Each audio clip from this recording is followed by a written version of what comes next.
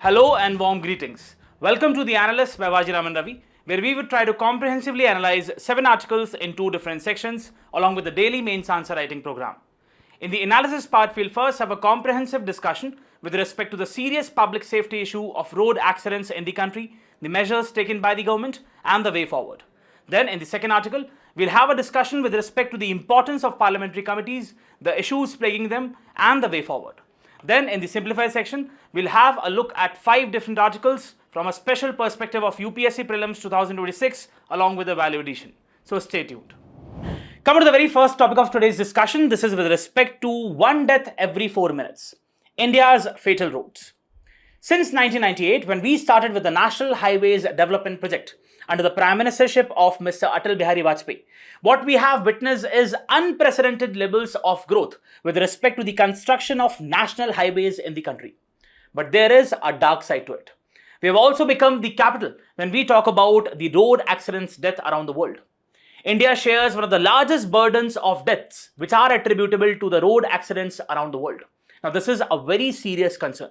In that light, we have a report which has been published by the Ministry of Road Transport and Highways, which says that in the very first half of the year 2025, in the very first 6 months, more than 29,000 people have been killed in the national highways, in the accidents which have occurred on the national highways. Now, this is a very serious concern. Now, according to the data given by the government itself, in the year 2023, more than 1.72 lakh people were killed in the road accidents cases. Can you imagine? 1.72 lakhs. And understand, it's a government estimate. So there are chances of underreporting also, right? Next thing which you have to understand is that we have the national highways.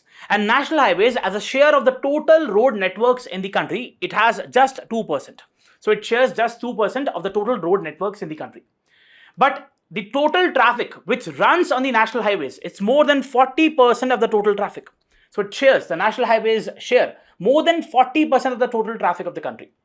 That is one of the reasons that you have the national highways which account for more than 30% of the road accidents death. So this is a very serious concern and things have to be looked into, that what are the reasons why so many accidents are taking place on the national highways. Now, the government says that it has taken a lot of measures, both the short term as well as the long term measures. For instance, it is saying the Minister for Road Transport and Highways, he said that we have installed new things, for example, the road markings, the signage installations, the crash barriers and the other things. But again, what you have to understand is one of the most important loopholes with respect to the construction of road is the design. It's the aspects of engineering. You must have seen what happened in Bihar. The bridge collapsed and it led to the death of so many people. So there are issues with respect to the designing and the construction of the roads in the country. So what we'll do today is we'll look at the estimates of the total number of deaths. Which are the categories of the people who suffer the most? What are the causes with respect to the accidents? What are the impacts? What measures have been taken by the government and what should be the way forward?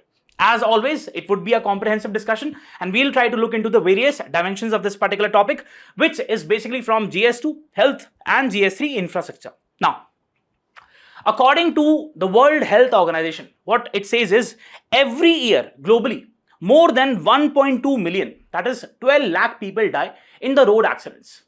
A very huge number, right? Now, again, when we talk about India shares almost, now if you just look at this particular data, as I told you, that in the year 2023, more than 1.72 lakh people died. Now, this is a conservative estimate. It's the estimate which is given by the government. According to many of the non-governmental organizations, what they say is that more number of people are dying, but they are not being reported. So what they say is more than 3 lakh people die annually in the country with respect to the road accidents. What it means is that 1 out of 4 people, if 4 people are dying with respect to the road accidents around the world, 1 out of them is an Indian. So that is how you can imagine the plight of this particular situation. Now, also, according to a report by the Indian Institute of Technology, Delhi, it says that the road accidents in the country, they were the 13th largest contributor to the health burden. Right, so we'll see what are the different types of health burden which are imposed because of the injuries or deaths, right? Now just look at this. The number of pedestrians killed in the year 2023 was 35,000 pedestrians, those walking on the roads. Number of two-wheeler riders, more than 77,000. Now this data is again very important. Persons killed for not wearing helmet, 54,000. Persons killed for not wearing seatbelt, 16,000. Persons killed below the age of 18 years, 10,000. Now there is one very important data which I would like to give you. In India, you have the people who are dying in the road accidents. Now, if you just look at the age component, you just look at the kind of division which is there on the basis of the age, what you will see is that people whose age are between the ages of 18 to 45 years of age, they basically constitute more than 67% of the people who are dying with respect to the road accidents. And if you just increase this particular range from 18 to 60 years of age, you will see that almost 83% of the total people who are dying in the road accidents, they belong to this particular age bracket. So you can see, we are basically compromising the demographic dividend also. That young population, which has a huge potential, huge economic potential for the nation, for the family, everything, that is being compromised, right? Now, deaths due to overloading, 12,000. Accidents around the institutional area, more than 35,000. Now, there is another aspect which I would like to bring to your attention. Now, if you just look at this particular infographic, what it says is all India distribution of road accidents fatalities by mode of transport. See, two-wheelers. See, the bicycle. Then you have the pedestrians. These are nothing but what we call as vulnerable road users. People belonging to the low socio-economic strata. They are basically dying in these, most of the people who are dying in the road accidents cases, they belong to this particular category of vulnerable road users. The people, the bicyclists, or let's say the pedestrians, or the two vehicle owners, right? So that is one of the very grave concerns. Now, major causes of road accidents in 2021, we have speeding, and then we have dangerous and reckless driving. Both these two factors combined, they constitute more than 70% of the total number of deaths. So that is what you have to understand, right? Then there are other causes also. Now, talking about the causes of high road accidents in the country. The very first is reckless driving and overspeeding. We just saw. What you have to understand is people are overspeeding, especially on the national highways. And many a times what happens is that they crash into the lorries or stationary objects. And ultimately you have people dying. See, once you are driving at a greater speed, that increases the chances of crash. And ultimately you have people dying, right? So more than 70% of the road accidents cases were attributable to the reckless driving and overspeeding. Non-compliance with traffic laws. People are not obeying. For example, you have the red light rules. People are not obeying that. People are not wearing the seat belts. And ultimately what happens is their life is compromised, right? Then there are instances of overloading. You must have seen those big lorries carrying the cement or let's say the gravel. And they are basically being overloaded, right? So what happens is if you have a particular vehicle which is overloaded, and if it is overspeeding also, it loses the stability. And because of the instability which is generated, it leads to the collapse of that particular carriage. And ultimately you have people dying in those accidents. Then there are issues with respect to the infrastructure. When we are talking about the infrastructure, we are talking about the deficiencies in the roads. There are absence of signages which clearly tell people that there is a turn or this or there would be a narrow road ahead, right? There is this potholes on the road which then leads to a bumpy ride, right? The lanes are not properly marked. So there are issues with respect to the infrastructure. There is insufficient lighting. Now this is but obvious. If there is no proper lighting on the national highways or any other road, definitely the chances of the accidents would increase, right? Then we have lack of robust monitoring. See, understand, as I told you, that we have these surveys. Right now, the government is definitely trying to work upon the real-time monitoring, but still there are issues with respect to the data. There is under-reporting. Deaths are not being reported clearly. And therefore, once we do not know that which are those hot spots, which are those black spots, which are those areas where the instances of the frequency of the accidents is more, then we'll not be able to come with solid policy measures, right? Because policy, always know that when we want to come up with a robust policy, there has to be robust data. Data is the bedrock of the policy making in the country, right? So it also affects the policy making. Then we have the vehicle related issues. See, again understand, we have the various regulations. You must have heard about Bharat NCAP, which is nothing but a crash testing mechanism, right? Where the government tries to basically give the star rating to the vehicles on the basis of how they perform in the crash. But there is this issue of legacy fleet. There is a chunk of those vehicles which are overaged, which do not fulfill the safety criteria. And ultimately, many times what happens is that these are the vehicles which compromise the life of the people, right? Many times you have people dying because they're traveling in these vehicles, right? Substandard engineering and old technology. For example, let's say we have these safety features, for example, the seat belt, or let's talk about the sirens or the alerts with respect to the seat belts, or the airbags, right? Or the ABS, anti-braking systems. These are not installed in these legacy fleets, in these old vehicles. Then we have the global NCAP, very important. So see, this is nothing but a car testing assessment mechanism, and there is a particular charity which is known as Towards Zero Foundation, and you have this Zero Foundation, Towards Zero Foundation, which basically publishes the global NCAP. So we have different regions around the world coming up with their own car assessment programs. For example, we have the Bharat NCAP, we have the Latin NCAP in South America, right? So there are different regions and the car assessment programs. Then there is issue of lack of awareness. See what we are trying to say. There was a survey which was carried out in a city, and this question was asked that how would you basically decide, or what is your perception regarding wearing of seatbelt? More than 80% of the people said that it is not required.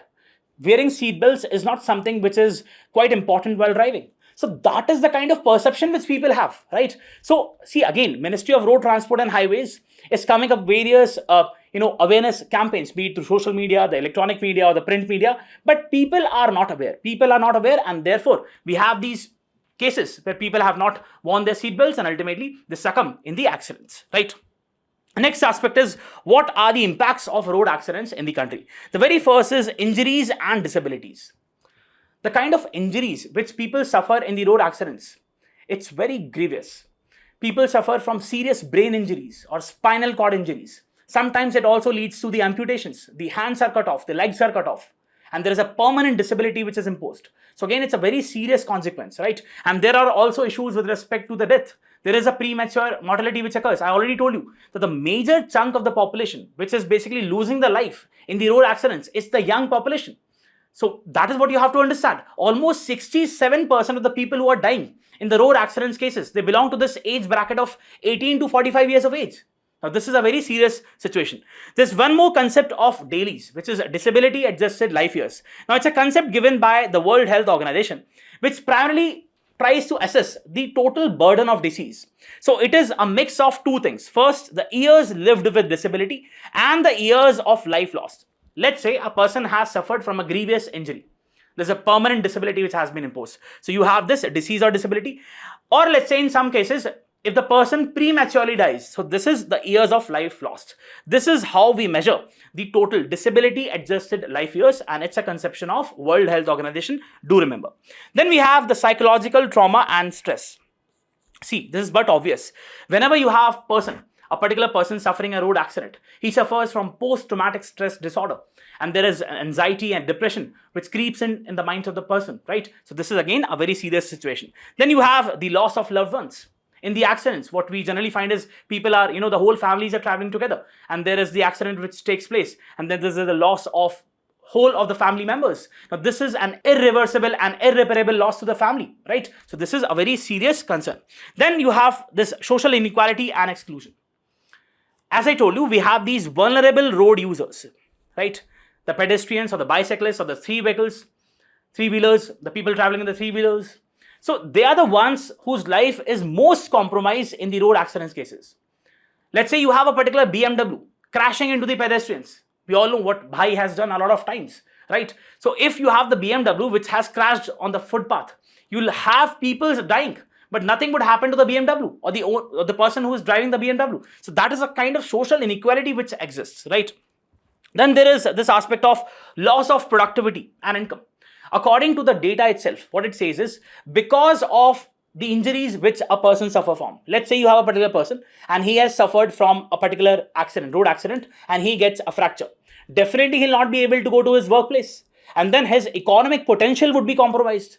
So this is nothing but his contribution in the overall national development is compromised. So according to various estimates, the accidents lead to almost a loss of 5 to 7% of the GDP.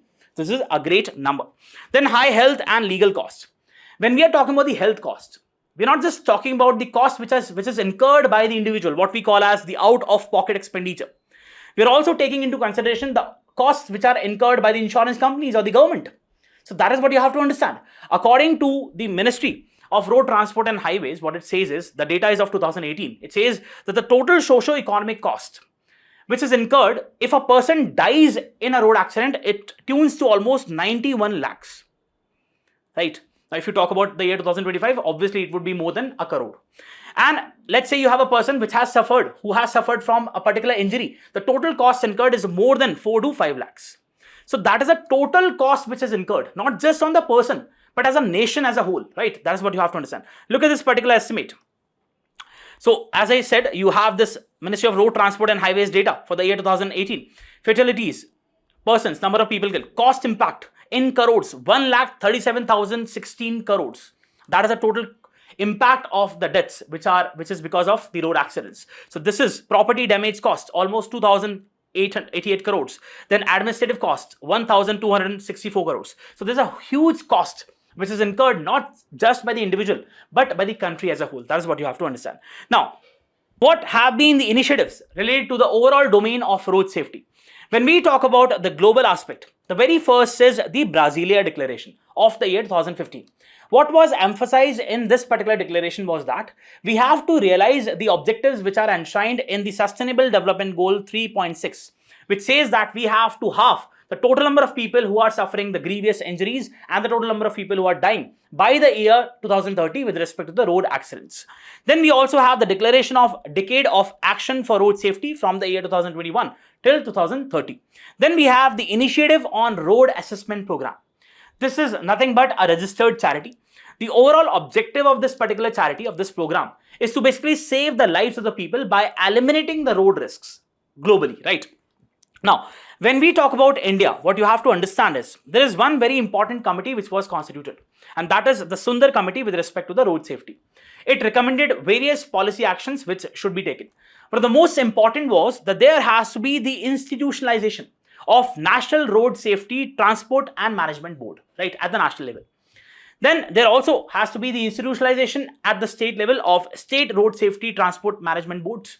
Also, there has to be National Road Safety Policy, which should be basically made by the government. In line with that, the government came up with the National Road Safety Policy, and then it basically focuses upon 4 important areas. The very first is promoting the awareness with respect to the road safety among the people, establishing the road safety information database, because as I said, data is very important in order to come up with robust policy options. Enforcement of safety laws, very, very important. We have laws in place, but the enforcement is missing. That is what you have to focus upon. Encouraging safer road infrastructure. Here we talk about the design and engineering aspect of the roads. Then also it talked about the national database with respect to the road accidents, dedicated highway police. Because what we see is there is shortage of personnel with respect to the traffic management. So there has to be the dedicated highway police, especially on these national highways. Then you must be aware of the Motor Vehicles Amendment Act of 2019. It primarily did 3 things. The very first thing what it did was increasing the total penalties with respect to the traffic violations in the country. That's the very first thing it did. Second thing what it did was the operationalization of National Road Safety Board, so as to come up with those policies which should be implemented for more robust road safety aspects. Third thing which it talked about was the Road Safety Fund, so that we can have a corpus and the amount can be then invested in the enhancement of the road safety aspects, right? That's the third thing which you have to understand. Then we have the Supreme Court forming a particular committee under the chairmanship of Justice K.S. Radhakrishnan with a specific objective to look into the instances of drinking and driving. What you have to understand is, in India, more than 2.8% of the total deaths which are taking place with respect to the road accidents, they are attributable to the persons who are under the influence of some form of drugs or alcohol. If a person is consuming drugs or alcohol, what it does is, it basically impairs the judgment of the person. It impairs the coordination abilities of the person, and therefore the person is more prone to the accident. That is what you have to understand. Then the Supreme Court in the year 2017, it gave directives to the states to come up with the State Road Safety Council or the Road Safety Fund, so as to have a corpus, so as to invest in those aspects, right, of road safety. Road safety education, right, information education campaigns. Now, what should be the way forward? The very first is safe driving techniques. See, it is really sad to know In India, there are people who don't even know how to ride a bicycle and they have their own driving licenses. So because you give money and everything happens in the country, this should not be done. People should be given proper training with respect to driving. That is what you have to understand. The rules have to be properly enforced and there have to be stricter penalties which have to be there. Vehicle maintenance is also very important. We have to make sure that every vehicle which is basically plying on the road, it has to abide by all the safety regulations, right? There has to be these safety kits within the vehicles, be it the ABS, be it the seat belts, be it the airbags, it has to be there, right? Raise awareness and strict enforcement. Very, very important. Awareness with respect to following the traffic rules has to be increased and there has to be strict enforcement. For that, we need two things. First, we need more of personnel on the roads who can basically enforce those rules, not just for taking bribes, but for making effective, for basically enforcing the rules effectively, right? And there has to be the safety audits. What we are trying to say, safety audits with respect to the infrastructure.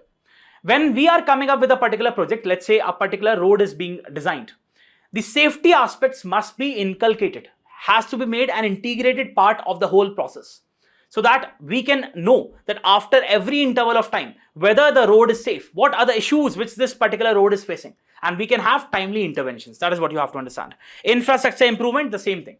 Be it the proper marking of the lanes, be it the proper lighting on the road, be it, let's say, removal of the potholes, that has to be done. Improved vehicle safety. If countries in the EU can do that, why can't we do that?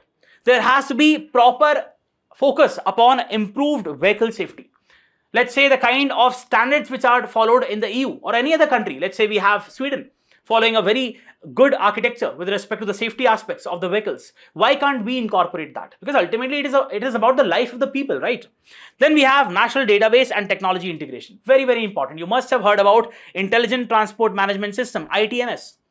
If we can't basically install this ITMS, see, ITMS is nothing but integration of technology. You have AI, you have machine learning, you have blockchain integrating in the overall supply chain, so that we can observe how the vehicles are basically plying on the road, which is a vehicle which is basically violating the rules, right? We cannot do that for each and every road in the country, obviously, but at least we can do it on the national highways, right? So ITMS is a need of the hour. Emergency care services. You must have heard about this golden hour, the very first hour after the accident takes place. It's very critical time period for the person and the life of the person can be saved. So there has to be the focus upon Good Samaritan's rules, right? And there have to be emergency cares near the national highways, right? So that less time is taken and then that person is given proper emergency care. That is what you have to understand. The overall summary is that the road accidents cases, it's a very serious public safety issue, public health issue, and is not only compromising the health of the individual, but also it's incurring a great cost with respect to the overall socio-economic aspects. So we have already taken a lot of initiatives, we have taken a lot of interventions, but more is required. Stricter enforcement is required. Specific trained personals are required who can look into this various aspects, and improved features with respect to vehicles is required, so that we can have more safer roads and we can make sure that the lives which are being compromised, they're not done so, right? Let's have a mains practice question. Despite various legislative measures and awareness campaigns, road accidents continue to be a major cause of fatalities in India. Identify the key factors contributing to the road accidents and suggest a multi-pronged strategy to enhance the road safety in India. 15 marks, 250 words. Do write, and I'm really happy to know that many of you have been coming to me and showing your answers.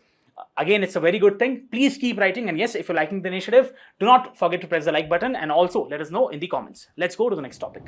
Coming to the next topic, this is with respect to the role of parliamentary committees. Now, we all know that India is a parliamentary democracy where the executive is accountable to the legislature. In specific, we have Article 75, which very clearly says that the Council of Ministers are collectively responsible to the House of the People, that is the Lok Sabha. Now, there are various ways and means to secure greater accountability of the executive to the parliament. One of the very important ways is the parliamentary committees, or the mechanism is through the parliamentary committees. In that regard, we have this particular column which has been published in the Indian Express, which says that the Standing Committee on Rural Development and Panchayati Raj has flagged some very serious issues with respect to the construction of roads in the left-wing extremism hit areas, and it has also given a lot of suggestions. For example, proactive policy making and coordination among various entities. Now, this points towards the importance of parliamentary committees. the importance of this particular institution. Very important component, especially in reference to GS2 Parliament and its functioning, right? Now, what is a parliamentary committee? See, we all know that we have Parliament, the supreme law-making institution in the country, which is tasked with a lot of work, right? Work which is quite varied in nature, starting from the foreign affairs to agriculture to communications to defense to space, so many areas to be covered. Then the kind of task it does is complex, very complex in nature, to make sure that there is adequate inclusion of the voices of the people, right? Conflict resolutions among various stakeholders. Third thing which you have to understand is that the kind of work which Parliament does, it's quite voluminous in nature, too much. Now, in order to offload some of its work and make sure that that work is given to a particular institution, we have these parliamentary committees. Why we do that? So that Parliament can focus upon some of the more important areas. For example, debating upon the issues of national importance, right? It should not talk about, see, Parliament as a body, we have the representatives of the people who are participating in the debates and discussions on the floor of the House. So there has to be adequate time for the discussions on the various aspects of national importance, right? It should not be just doing the normal work that can be given to the other aspects, other organs, right? Therefore, we have the parliamentary committees. Now, when we talk about parliamentary committees, always remember two things. Parliamentary committees are important for two reasons. First, to secure greater accountability of the executive, to make sure that if there are areas of actions or inactions, it has to be brought on the floor of the House through the parliamentary committees, through its research. Second, the expert opinion. See, understand, we have the member of parliament who are journalists in nature. When they are sitting on the floor of the House, they are journalists in nature. But there can be certain number of members of parliament who are expert in particular area. If they are basically made to join a particular committee, let's say foreign affairs, and if you have people, the members of parliament who have had experience in the foreign affairs, definitely they're going to add more value to the arguments and debates and discussions. And that is going to basically make a more robust national policy architecture. That is what you have to understand. So primarily these are the two things. Now, these are the committees which consist of the member of parliament, either elected or appointed by the chair of the House or nominated by the chair of the House. So the members can either be elected, never have this confusion, right? There can be members of the parliamentary committees who are elected or appointed by the chair of the House or nominated. That is what you have to understand. Works under the overall supervision of the chairman of the chair, right? So you have the speaker in case of Lok Sabha and the chairman in case of Rajya Sabha. Understand that you have the chair who is in charge of the decorum of the House.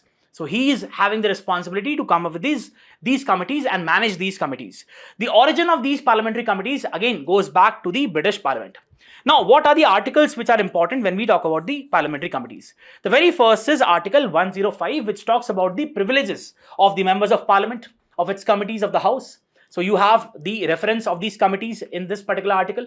Then we also have Article 118, which gives the power to the House to come up with its own rules of conduct, right? And therefore to come up with these committees, right?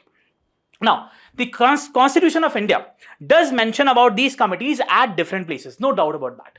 But when we talk about the composition of these committees, the tenure of these committees, how these committees are going to function, it is not mentioned in the Constitution.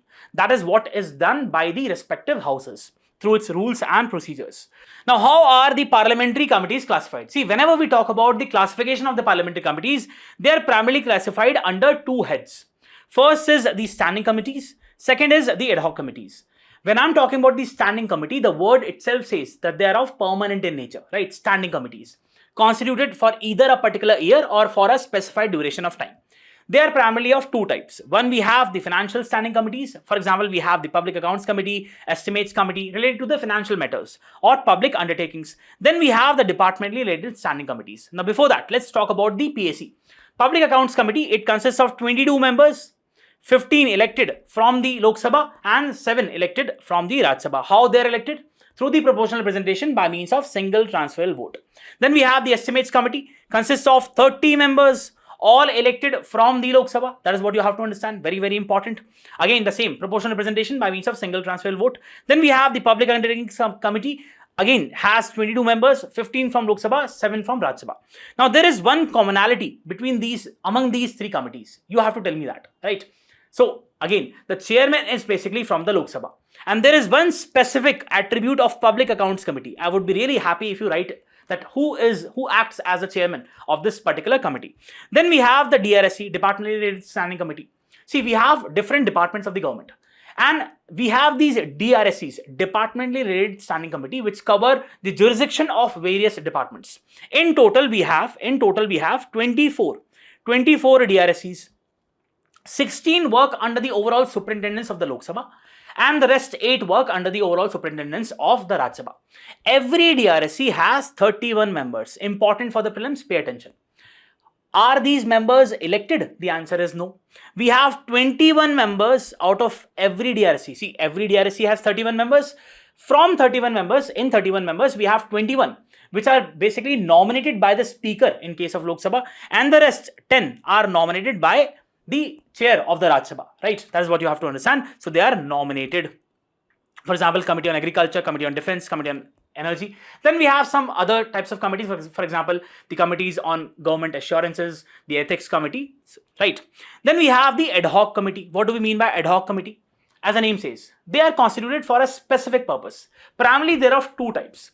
Either they can be of inquiry committees to inquire into a particular matter, or it can be an advisory committee. You must have heard about the government constituted a joint parliamentary committee on Waqf, right? So that was an advisory committee, right? To advise on a particular matter.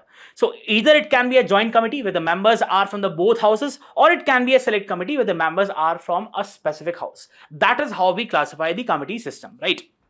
Now, what are the powers and functions of the parliamentary committees? The very first is to review and scrutinize the working of the government. As I told you, the very objective of the parliamentary committees is to secure greater accountability of the executive. The government is doing something, taking a policy initiative. Is it along a particular framework of the constitution or not? Is it on the lines of the framework of the laws or not? Right? What are the variations which are being observed? Right? So these are all things which are scrutinized by the parliamentary committees. And then they submit the report to the floor of the House. Then power to summon the ministers and officials. You must be aware, recently, after the Operation Sindoor was conducted, we had the foreign secretary who was summoned by the Committee on External Affairs, right? So that is the kind of powers which these committees have. They can summon and they can ask questions, and you'll have to answer that, right? Examination of the bills. Let's say you have the government coming up with a particular bill, and it is then referred to a DRSC. So the DRSC would look into the various aspects of the bill comprehensively to make sure that whether they are in the line of the principles which are enshrined in the constitution or not, or whether they are in sync with the other laws or not, right? Because many times what happens is, if you have the hasty passage of the bills, it compromises. Then in future we have a lot of issues coming up with the implementation of the bill. So that should not be there. So that is looked into by these parliamentary committees and make recommendations. As you have this particular parliamentary committee on the aspects of Panchayati Raj and rural development, which has recommended that there has to be the proper planning and monitoring of these road construction projects in the left-wing extremism areas. There can be other committees also in various domains, right? What is the significance of parliamentary committees? The very first is expertise and specialization. There are different committees, for example, for agriculture, for foreign affairs, for communications. And you have generally the members who have had experience in these domains as members of these committees.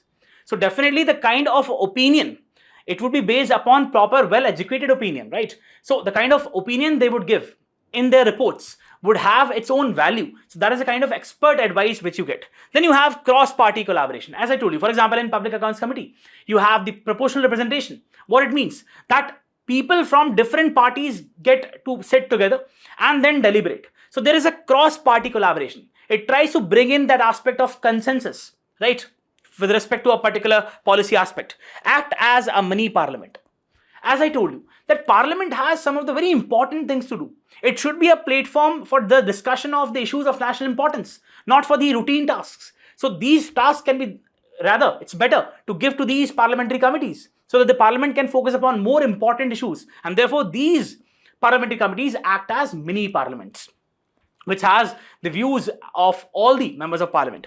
Then acts as checks and balances. Definitely, when we talk about any excessive or any excesses by the government, they make sure that those excesses are not committed. They make sure that in their reports, they highlight the inactions and the actions of the government, whether the government has done the right thing or not. So definitely it reinforces the aspects of checks and balance, provide robust legal framework. As I told you, that these committees, they have their own secretariat, they have their own research staff. So they come up with a proper scrutiny of the bill. And therefore, they make sure that the bills which are being placed on the floor of the House, after it has been scrutinized by the committees, the various loopholes are filled in. Various gaps have been filled in, right? Financial and budgetary oversight. Make sure that the kind of expenses which the government is incurring, that is in line with the economy principles.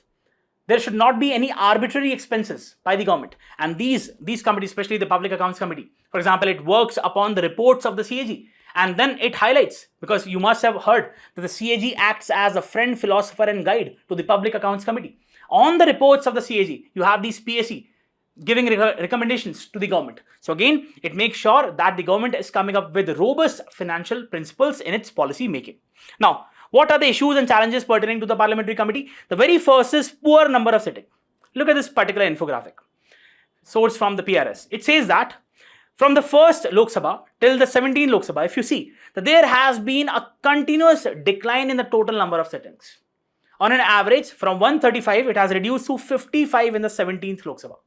Now, this is but obvious that if you'll have lesser number of sittings, it would have its effect on the functioning of the parliamentary committees also. And then it would have its effect on the suboptimal scrutiny of the government's action, right?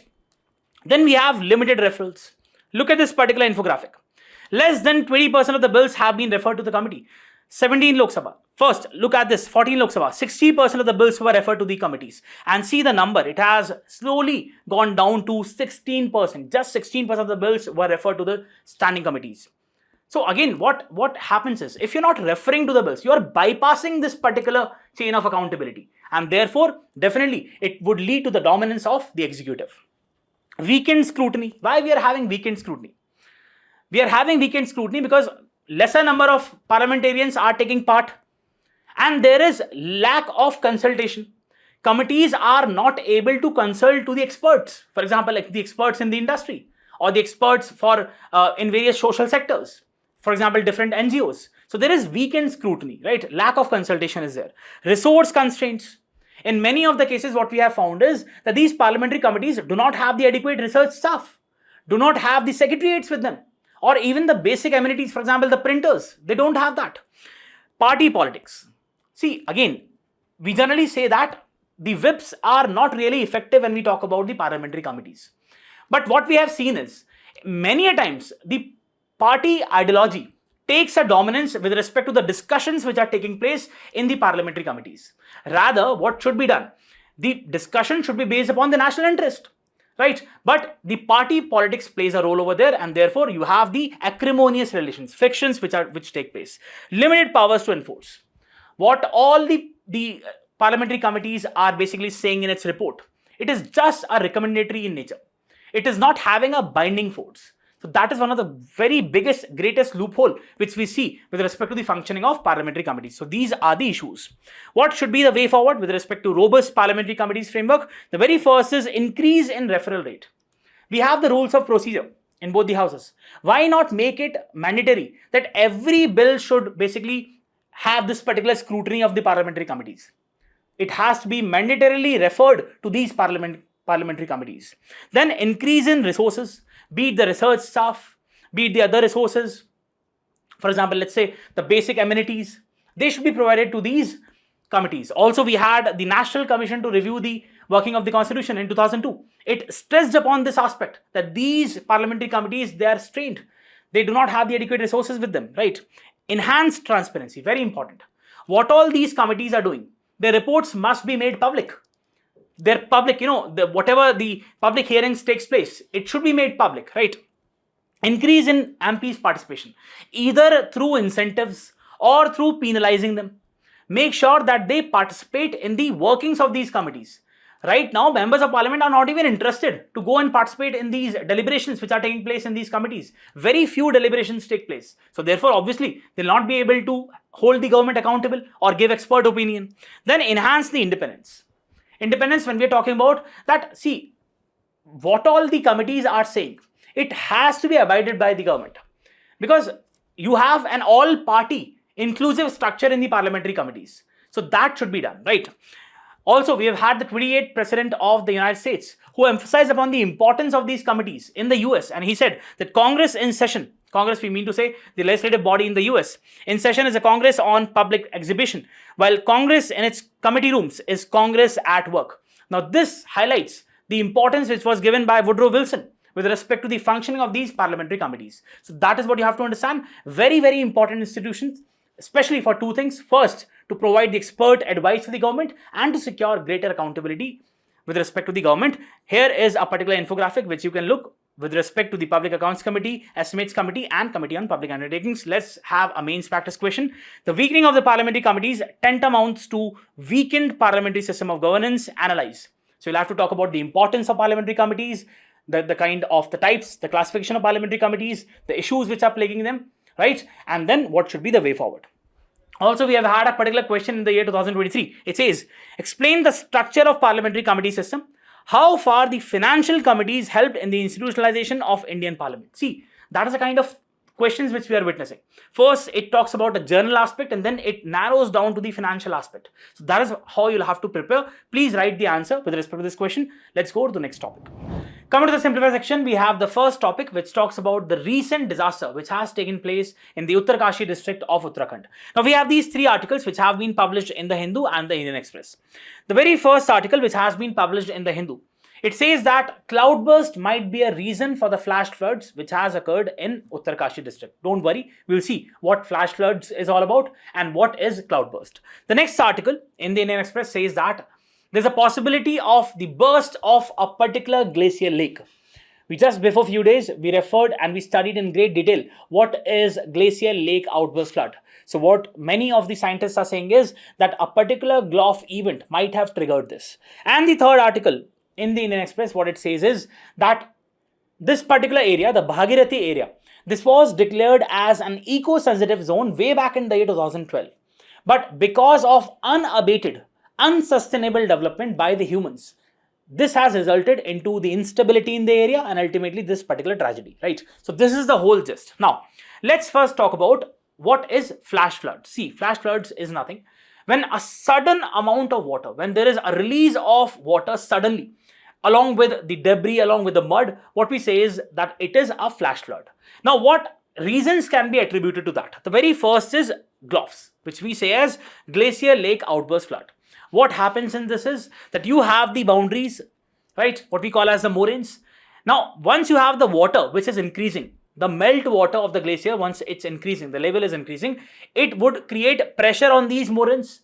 And the pressure bearing capacity of the moraines would reduce and then they would collapse. These moraines would collapse. And ultimately you will have the discharge of huge amount of water coming out in the downstream areas, along with the mud, along with this debris and ultimately causing the flash floods. That's the first thing.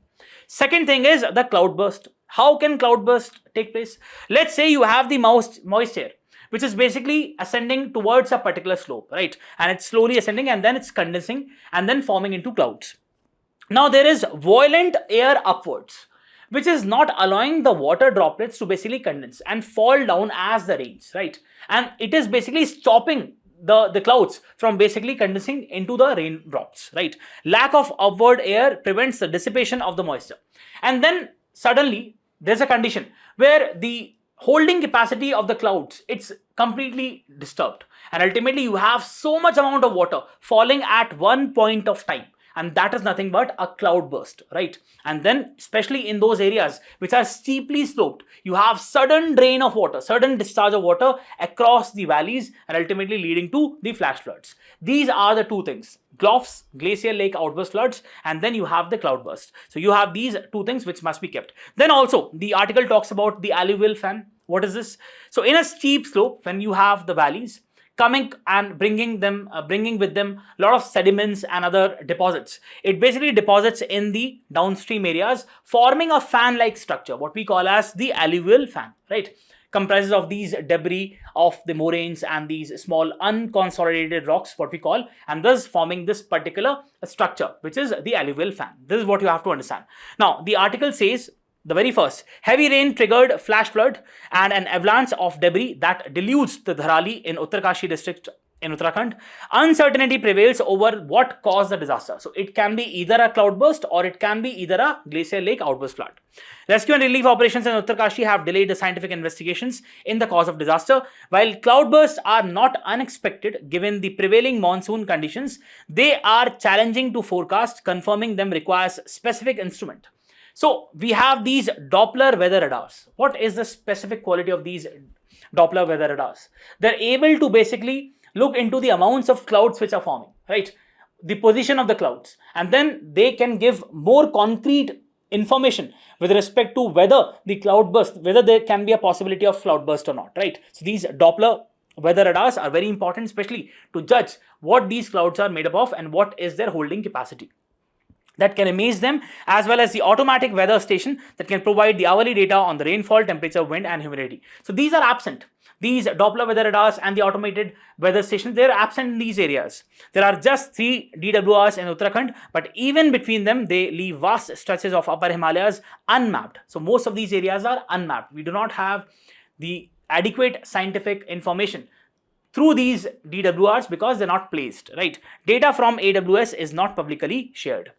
ISRO, we have the National Remote Sensing. It says Sensing Center. It says that a rapid assessment of the damage caused by the flash floods is being done with very high resolution images from the Cartosat 2S satellite. What is cartography? Cartography is a science of mapping, right? You map different areas, and we have the Cartosat 2S satellite, which basically does this particular mapping. The comparative analysis of these satellite images reveal the extent and severity of the destruction. Then we have the next article, as I said, we have the possibility of the GLOF taking place. A top expert has suggested that the possibility of the breach in a glacier lake that could have formed the above Kheer Ganga river, right? If a lake had indeed formed recently, it could have been breached due to the movement of a glacier mass. The Dharali flash flood of mud flow might have been caused due to the outburst of a lake. This could also explain past floods in the Kheer Ganga river. Dharali is also located on the alluvial fen, a geological feature formed by debris from the past flood events, right? So it is nothing but the accumulation of these debris because of the past flood events. Officials from the National Disaster Management Authority said that they were looking at a possible detachment of a glacial snout, the nose of the glacial, right? That could have carried massive quantities of debris downstream. Then we have the third article, which, as I said, which talks about this aspect of eco-sensitive zone. The Central Water Commission initially ascribed the flash floods to a cloudburst. However, Indian Meteorological Department officials have reportedly contradicted this particular hypothesis, and the jury is out on the exact cause of the disaster. Uttarkashi's topography is located on the southern slope of the Himalayas, which are primarily made up of the unconsolidated rocks. And therefore, what happens is that they are more prone to these sudden downstream events. With continuous rainfall, does make the region vulnerable to mudslides and flash floods. The melting of the glaciers has exacerbated such a risk, right? The region is a part of Bhagirathi eco-sensitive zones. The ESZ status notified in 2012 was meant to provide a security net against the unregulated development, unsustainable development, be it the infrastructure projects, be it the broadening of the roads. What has ultimately has happened is that it has caused a deep instability in these areas, and therefore we are witnessing more frequent events like these. The purpose of the notification has been defeated because the rights of the passage of the region's rivers has been constantly violated. We are interfering with the passage of the rivers. Ultimately, these things are happening. The zeal to expand the tourism, the centre and the Uttarakhand government appear to have shown inadequate sensitivity to the vulnerabilities of the area and repeatedly ignored the red flags raised by the members of the committees that monitors the implementation of the ESZ norms. Experts say that chipping away at the rocks to widen the roads, cutting the rocks for the widening of the roads, and construction on the floodplains could have made the disasters more severe. Call for establishing more automatic weather stations and utilizing data from the satellite-based observation system. Recently, we have launched the NISAR satellite. So this would be very crucial.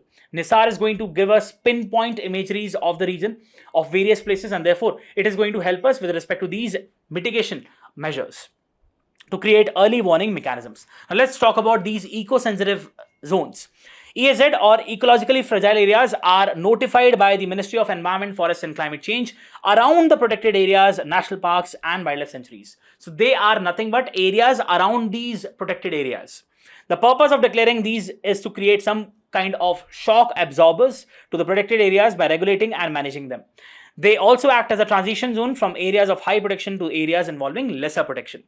The Environment Protection Act does not mention the word eco-sensitive zone. Always remember, there can be a possible question in the prelims. Does the Environment Protection Act refers to this particular word? The answer is no. However, section 3 subclause 2 subclause 5 of the act says that the central government can restrict the areas which any industries, operations or processes or class of industries operate. So they can, through the rules, notify that this is a particular ecologically sensitive region, zone.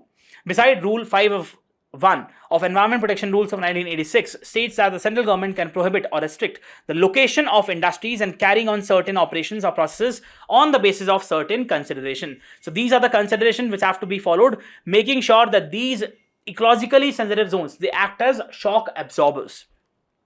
The same criteria could have been used by the government to declare no development zones. So this is what you have to understand. This map is given by the government. So therefore, that is the reason you are seeing there are issues with respect to the font. But again, you have the Bhagirathi eco-sensitive zone, and then you have the state of Himachal Pradesh over there, and then this is a particular region which you have to understand, right? Then we have defining its boundaries. An EAZ could go up to 10 kilometers around a protected area as enunciated as put in the Wildlife Conservation Strategy of 2002. Moreover, in cases where sensitive corridors, connectivity and ecologically important patches crucial for landscape linkages are beyond 10 kilometer widths, these should be included in the EAZ. So it's not just restricted to 10 kilometers, that can be varied according to the needs. Further, even in the context of particular protected area, the distribution of ESZ and the extent of regulation may not be uniform all around, and it could be variable width and extent. This is what you have to understand. Let's go to the next topic. Coming to the next topic, this is with respect to the partnerships which we are witnessing between India and Russia with respect to the rare earths.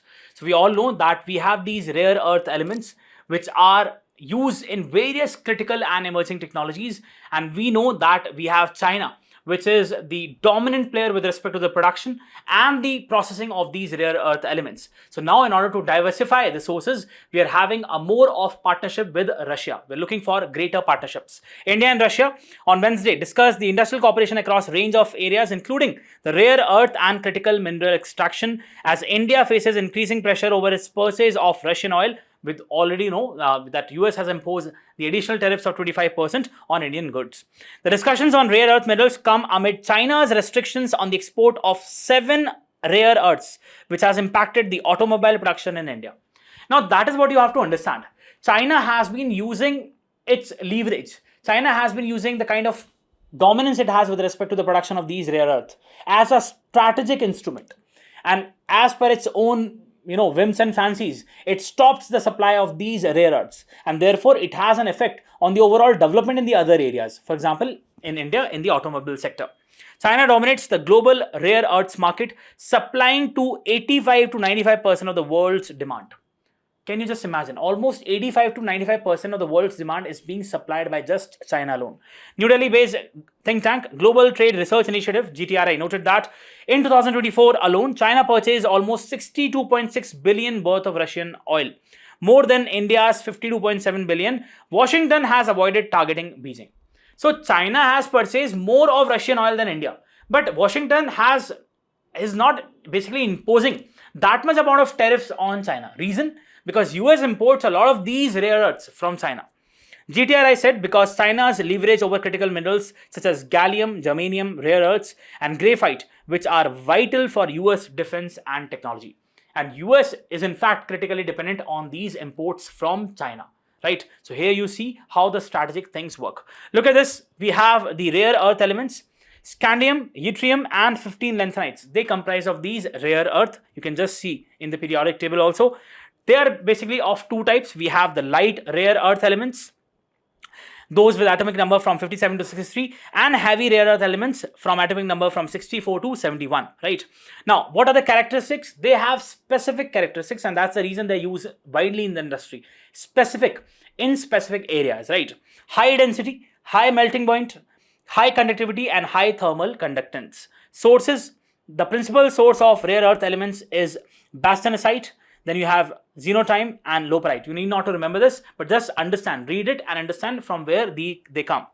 Significance, and more than that, what is really important is that cerium is the most abundant rare earth, approximately the same as that of copper. This is what you have to understand. Maybe a question in the prelims can come. Rare earth elements are very important for futuristic technology. They have wide applications in clean energy, renewable energy especially, high-end electronics, defense, etc. Now look at this. The versatile nature of rare earth elements is evident in their applications. Some of them are as follows. Permanent magnets used, they're very important, especially when we talk about the electric vehicles, right? They're used in the electric vehicles. Neodymium magnets are permanent magnets made of neodymium, iron and boron. They're used in automobiles for anti-lock brakes and computer hard disk drives, ROMs, digital cameras, right? Then they're also used in subsystems, for example, power steering, electric windows, power seats, etc., electronics and display, right? These elements are used in high technology devices such as smartphones, hard disks, digital cameras, fluorescent and high light emitting diodes, LEDs. Some of the rare earth elements have phosphorescent properties which makes them to be used in the manufacture of flat television screens and computer monitors, right? So you can just have a look. Then we have green technologies in renewable sector. They play a critical role in green technologies such as wind turbines, electric vehicles that are going to support net zero carbon emission. We have our own NDCs, nationally determined contributions, we have our own targets, and therefore these rare earth elements are very important in order to increase the renewable energy in the country. Cerium based catalysts are used in automotive catalytic converters so as to reduce the pollution, right? Then we have the other used as hydrogen absorber in rechargeable batteries.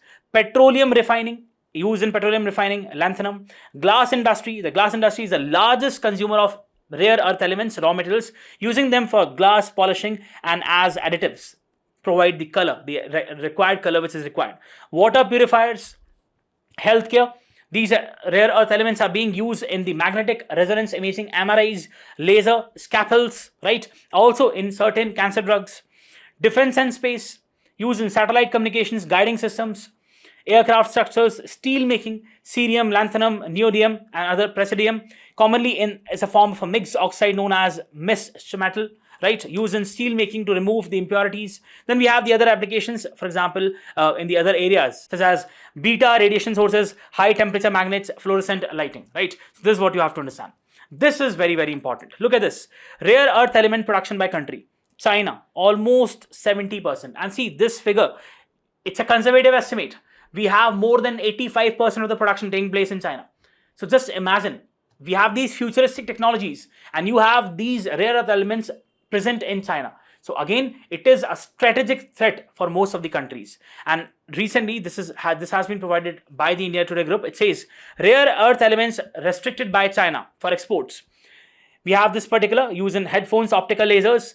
Then we have this used in magnets, and then this all used in critical sectors. For example, we have the cancer therapies, electronics, then we have the wind turbines, electric vehicles, we have yttrium used in the LED lights. So all these the export has been reduced. Now this basically compromises the strategic domains in the country, or what you can say is it compromises the national security architecture, right? Let's go to the next topic. Coming to the next topic, this is with respect to a particular report which has been published by the Central Groundwater Board. Now, what this particular report talks about is the status of water contamination in the country with specific reference to fluoride contamination, arsenic contamination, uranium contamination, and the contamination with respect to other heavy metals. Now, this is leading to chronic illnesses, right? And therefore, it is a serious public health issue. Now, in this particular article, we do not have much of concepts to understand, but it is giving us a lot of very good points which can be definitely used in the mains, right? Also, there can be a question with respect to prelims, right? So let's go through it. Groundwater that sustains most of the nation's domestic and agriculture needs. Over 85% of the rural drinking water and 65% of the irrigation water comes from the groundwater. This also highlights that there is a kind of unsustainable extraction of water which is being done from the aquifers, which is obviously not right. However, the rapid and often unregulated extraction of this vital resource has triggered the groundwater pollution. Now, this is but obvious. Understand, you have a particular concentration of groundwater, a particular amount. If you are extracting too much of groundwater, the concentration of the pollutants or these heavy metals, they're going to increase. And therefore, you have these water contaminants, the level, it's going to increase. Now is contaminated with nitrates, heavy metals, industrial toxins, and pathogenic microbes. The 2024 annual groundwater quality report by the Central Groundwater Board reveals alarming findings. More than 20% of the samples from 440 districts were contaminated with nitrates, largely due to the overuse of chemical fertilizers. We are using these fertilizers which contain the nitrates, the ammonium components, and ultimately what happens is that they leach down into the soil, and ultimately you have the pollution which takes place. Leaching from septic systems, excessive fluoride was detected in 9% of the samples, causing widespread dental and skeletal fluorosis. So it completely breaks down the calcium content in the body. Particularly in Rajasthan, Andhra Pradesh and Telangana, arsenic levels in the parts of Punjab and Bihar far exceeded the World Health Organization limit of 10 micrograms per liter, increasing the risk of cancer and neurological disorders. So this is again a very serious public health issue. Districts in Punjab, Andhra Pradesh and Rajasthan reported uranium concentrations above 100 parts per billion. Too much of it. Attributed to phosphate fertilizers and unregulated groundwater withdrawal. Over 13% of the test samples also exceeded safe limits for iron, contributing to gastrointestinal and developmental disorders. Groundwater contamination in India has escalated into a national public health crisis. Studied by the Indian Council for Medical Research and WHO have documented widespread health consequences due to toxic substances. Fluoride contamination affects 230 districts in 20 states. 66 million people suffer from skeletal fluorosis. So this is again a point which can be directly used in the answers. Almost 66 million people, that is, it turns to be almost 6.6 crores. A debilitating condition that causes joint pain, bone deformities and stunted growth, particularly in children. Rajasthan, over 11,000 villages have reported cases. The report found that 9% of the 15,000 samples of groundwater exceeded the WHO's 1.5 milligram per liter fluoride limit. Sonbhadra in Uttar Pradesh reported 52% prevalence. Can you understand? 52.2% prevalence rate. And levels in Shivpuri in Madhya Pradesh reached 2.92 milligrams per liter. Effective interventions include defluoridization, improved nutrition and provision of safe drinking water. Arsenic exposure is concentrated in the Gangetic belt, including West Bengal, Uttar Pradesh, Jharkhand, Assam, and leads to skin lesions, gangrene, respiratory problems, and various internal cancers. The report identified unsafe arsenic levels in 29 districts of Uttar Pradesh, with Bagpat reporting almost 40 milligram per liter, 4,000 times above the safe threshold. Can you imagine? 4,000 times dangerous. Nitrate contamination is rampant in northern India and poses severe threat to infants. When baby formula, the milk, is mixed with nitrate-laced water, it can cause blue baby syndrome. The 23 National Health Profile recorded 28% rise in the hospital admissions from acute nitrate toxicity over 5 years. So obviously, once the pollutants are going to increase, you will have more of admissions in the hospitals with respect to these diseases. Today, 56% of diseases exceed the safe nitrate levels. Uranium, once confined to select geological zones, is increasingly detected due to excessive groundwater extraction and fertilizer use. A study by the Central University of Punjab in the Malwa region found uranium levels in the groundwater exceeding the WHO threshold of 30 micrograms per liter, posing serious risk of chronic organ damage and nephrotoxicity. Right? So there are cases of cancers, increasing instances of cancers which are being observed in these regions, primarily attributable to these water contaminants, maybe uranium or arsenic or other contaminants. Heavy metals like lead, cadmium, chromium, mercury enter the groundwater from unchecked industrial discharges. You have these industries and you have the effluents flowing down into the rivers, and ultimately they basically leach in the groundwater, and ultimately you have the increase of the contaminants, causing developmental delays in the children, anemia, immune system issues and neurological damage. The Indian Council for Medical Research, National Institute for Research and Environment Health found dangerously high blood lead levels found in the children near industrial clusters in Kanpur.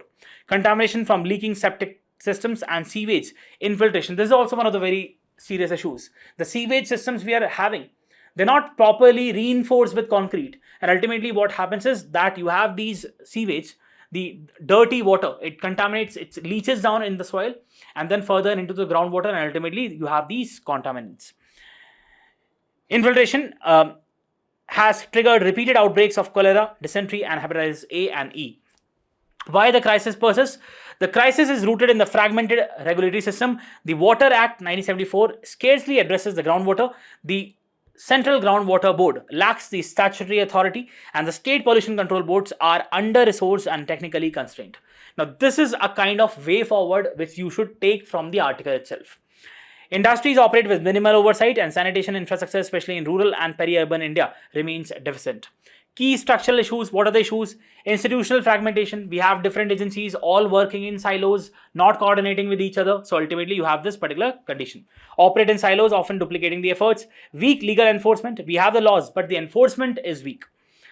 especially on groundwater discharge, is inadequate, regulatory loopholes, and lax compliance. Very inadequate compliance embolden the polluters, lack of real-time publicly accessible data.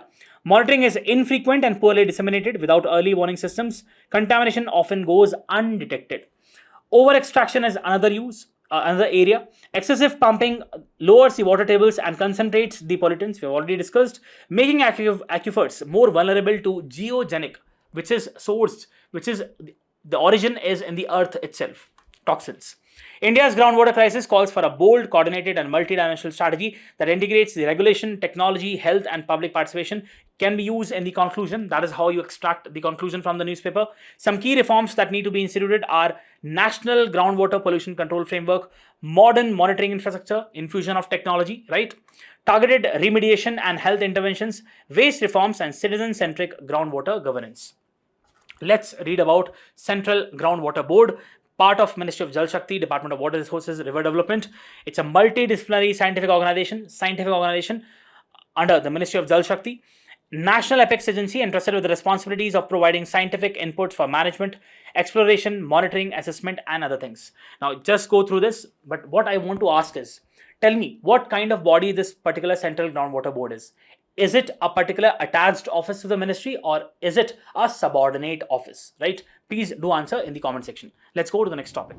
Coming to the next topic, this is with respect to a particular survey which has been conducted by the Reserve Bank of India, and a possible question can be there with respect to the index which has been a part of this particular survey.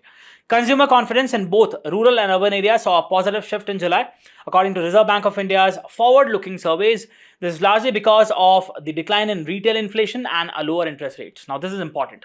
The survey highlighted a modest improvement in the rural consumer sentiment for the current period, with the current situation index ticking up slightly. This reflects better conditions across the indicators such as employment, income, price levels. Meanwhile, the future expectation index. So we have two indexes. The very first is current situation index and future expectation index, part of the surveys of RBI, which gauges the consumer outlook for the year ahead, continued to strengthen, making it sixth consecutive improvement. You need not to basically go through this, but understand that we have these two indexes as a part of the survey. These indices, the CSI and FEI, are based on household responses to 5 parameters: the general economic situation, employment, income, price levels, and spending patterns. What are the other reports which are published by the Reserve Bank of India? Financial stability report. Please understand, there can be a question in the prelims. Half yearly. Monetary policy report, half yearly. Consumer confidence survey, inflation expectations surveys of household, report on foreign exchange reserves, and the digital payment index. So we have the DPI, digital payment index, which is published by the Reserve Bank of India. This is what you have to understand. Also go through this particular infographic. Let's go to the last topic of today. Coming to the last topic of today's discussion, this is with respect to the incidents which have taken place at the border between Cambodia and Thailand. Now we know that border clashes took place and many people died. Now we are witnessing the intervention from the ASEAN, and the ASEAN's chair, we have Malaysia, right? News is important, but more important is the geography of this particular region, and therefore we'll also have a look at that. Thailand and Cambodia agreed to establish the interim observer teams to monitor the fragile ceasefire that ended the 5 days of deadly armed clashes. Dozens of people were killed and over 260,000 displaced on both sides of the border when the fighting began after a landmine explosion along the border wounded 5 Thai soldiers. Each country will set up its own interim observer team comprising defense officials from the ASEAN and the coordinated by the bloc's annual chair Malaysia, pending the deployment of formal ASEAN observer mission. Now, see, the map is really important. First of all, look at this. This is the area where you had this particular incident between the border of Cambodia and Thailand. Also, pay attention to this particular country of Laos, right? So it shares border with China also, with Myanmar also, with Thailand also, with Cambodia also, and with Vietnam also. Very important, landlocked country, Laos. Look at this particular area. We have the Gulf of Tonkin, right? Then we have the South China Sea, very important, Paracel Islands, right? This is the Henan Island of China, right? Then we have the Gulf of Thailand. We have the Andaman Sea and the Coco Channel over here. Then we have the Strait of Malacca, right? Just look at this, between Singapore and then we have Indonesia. Then we have the other things such as the Spratly Islands over here, right? Next important is the other straits. For example, we have the Strait of Sunda between that of Sumatra and Java. Then we have the Lombok Strait between Bali Island and Lombok, right? We also have the Makassar Strait over here. We have the Celebes Sea, we have the Sulu Sea, right? Always know that, understand Banda Sea, Timor Sea, Arafura Sea, right? And these areas are very, very important, especially from the perspective of prelims. Look at this. We have the important strategic choke points, for example, in the form of Strait of Malacca, right? Then we have the Sunda Strait. We have the Lombok Strait between Bali and Lombok. Do remember, right? This is also Makassar Strait. Remember, Makassar Strait, very important. So this is what you have to understand. So that's it from my side. I hope this session was really helpful for you. And if you are finding this particular initiative helpful, do let us know through your comments and also through your links. All the very best. Thank you so much.